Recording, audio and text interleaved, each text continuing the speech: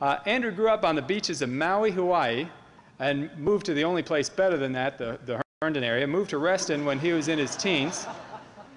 After graduating from an even better place, Virginia Tech, Andrew worked as an executive recruiter in Washington, D.C., but wanted something more. At the ripe old age of 21, Andrew decided to start a children's nonprofit. Had he run a nonprofit before? No. So what did Andrew do? He Googled how to start a nonprofit. Dreams for Kids DC, which has helped 3,000 underprivileged youth and children with disabilities get off the sidelines and into the games of life, is the result. Andrew has now founded Ability List, similar to Craigslist or Yelp, for the 56 million of the disabled community.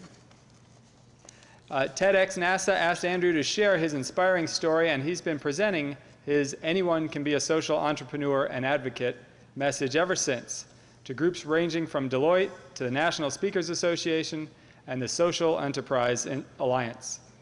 Andrew is a frequent media resource on the topic of nonprofit leadership and has been featured on Fox, NBC, ABC, and in the Washington Post. Perhaps more importantly, Andrew is known for his inspiring, interactive, one-of-a-kind presentations that introduce original ideas people can use immediately to reap real-world results. Please join me in welcoming Andrew Horn.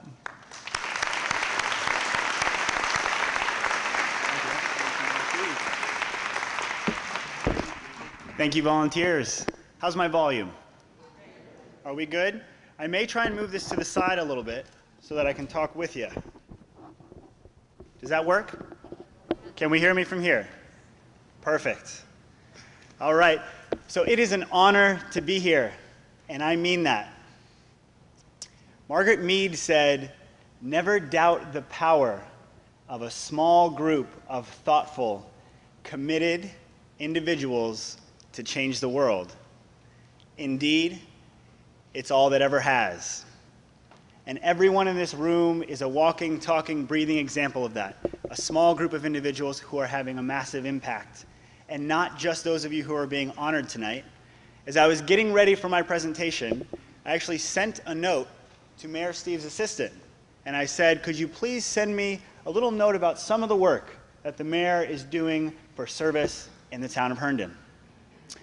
So I got this list, and I had to take a step back because I realized that this man is running a town, but between the Little League, the Catholic Church, the Cub Scouts, the Knights of Columbus, there are some public figures who talk about the importance of service and being an advocate, and there are some politicians that live it.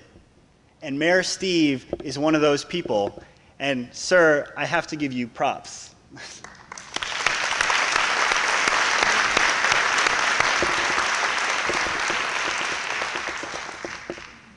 As I look out into this room, we have over 20,000 hours of impact between us.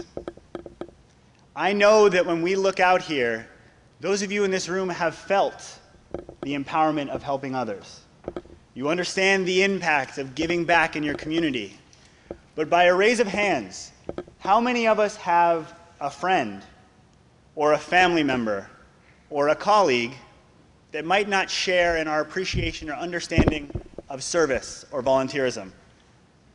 Anyone? Most of us do. And that's why I'm so excited to be here today. Because 4 years ago, I fell right into that category. 4 years ago, I was a senior at Virginia Tech. I was an average student, an above average partier, and on top of that, I had no purpose, no passion, no idea what I wanted to do with my life. Not a best place to be when you're getting ready to graduate in 5 months. Around that time, my family got invited to a conference called Renaissance Weekend. Renaissance Weekend brings together really accomplished individuals, thought leaders, CEOs, ambassadors, professional athletes, and 21-year-old me. And one of the last nights, walking around Renaissance Weekend with my eyes pasted to the floor so I don't have to get into a conversation with an ambassador about going to the bar 3 nights a week. I sat in the back of a room and the panel started to talk. And this panel was called "A Life lived. Stories and lessons about living a life of purpose. And my ears perked up. And as they started down the line, an ambassador got up, and he talked about the importance of taking care of your family. A basketball player got up, and he talked about the importance of honing your craft, working hard. And they went down the list, and I'd heard all these things before, and they all made sense, but none of them ever stuck. I still had no idea what I wanted to do, no passion, no purpose. But then the last guy on the panel stood up. And when he got up, his orange hair was visible from across the room, and his Harry Potter glasses were staring me right in the face. His name was Steve Robbins. And he got up, and very calmly he said, "Some of you will wake up tomorrow, and you'll ask yourself, what did I do with the last 10 years of my life? And you'll like that answer, or you won't, and you'll have an opportunity to change something."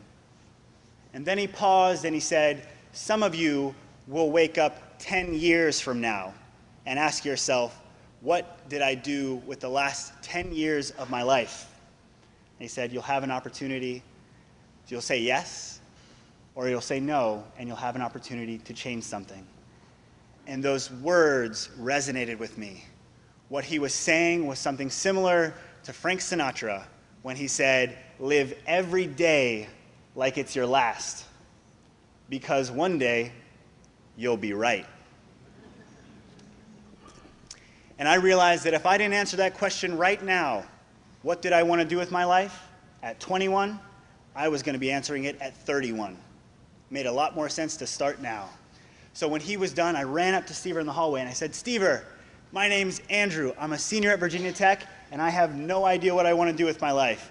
He looked at me and he said, "Awesome." I looked back at him and I said, "No, it's not." And so he sat there and he said, "What are you passionate about?" My answers: women, partying, and making money. He laughed. And he said, "Andrew, do you know the difference between pleasure and happiness?" And I said, "No." And he said, "Pleasure is fleeting." He said, "Happiness is fulfilling." The things that we're passionate about bring about happiness. They stick with us for days, weeks, months, and even years after we've performed the act or the activity. And I thought about my answers and I laughed because they were silly. And so I walked away from that conversation and from that conference back to Virginia Tech. I didn't have my answers at that moment, what I was passionate about, but I felt like I had the tools to really understand what I was happy about. What was happiness for me? And graduation got closer and closer, and 2 days before graduation, I found myself on the roof with two of my best friends. They were telling me about their jobs that were great, that they were getting ready for, and I was sitting there and I still had no idea what I wanted to do. And it made me angry, the not knowing. And finally, one of my friends, Tyler, looked at me and he said, "Andrew, getting angry about it isn't gonna change it." Simple words, but they stuck with me. At the time, I was reading a book called Into the Wild, if you're familiar with it, about a college student who graduates from Emory University in Atlanta. He decides he needs to find himself, and he takes off hitchhiking to Alaska. So to say the least, that book had a big impact on me. My father had just retired and was moving to Alaska. I called my dad that same day and I said, "Dad, when are you leaving?" He said, "A month." I said, "Cancel your plane tickets. Let's drive it." He said, "Are you serious?" I said, "Yup, let's do it." I knew I needed to answer these questions about what I wanted to do before I could make any progress. So a month later, we took off on the road. And along the way, I journaled. I asked myself these questions. But there was one conversation that made that entire car trip across the country worth it. About halfway there, we were in Montana. My dad looks at me and he says, "Andrew, what's the last thing you've done that you're proud of?" And I didn't have an answer at first, but I had to go back 2 years and I found it. When I was a junior in college, I was getting ready to be a waiter at a restaurant here in Lake End Town Center, if you guys know it. My mom chimed in and she said, before you do that, maybe you should give this guy Tom Toohey a call. Tom Toohey had founded a children's nonprofit in Chicago called Dreams for Kids. She said, why don't you see if they have internships? I said, Chicago could be cool. Let's give it a shot. So on a whim, I called Tom Toohey. I said, Tom, hi, this is Andrew Horn. I'm Sam Horn's son. I was calling in to see if you guys have any internships available this summer. He said, well, we've never done internships before. And I said, do you want to start?